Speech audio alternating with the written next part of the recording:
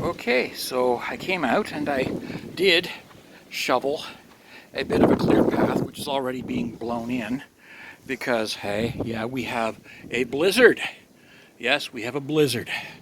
It's nasty. We have a blizzard. And like any blizzard, it snows back in to everything that you've dug out very, very quickly. Yeah. So no, nothing is going to stay dug out.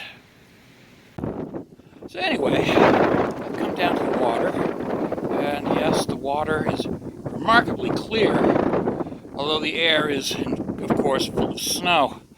But yes, everything is cold and frozen, and I just had to get down to the water because it's a nice, peaceful, and serene place. You gotta get down to the water.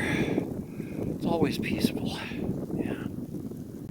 Anywho, yeah, so I'm heading home now, and I shall talk with you good people later. Okay, ta-ta. Stay safe.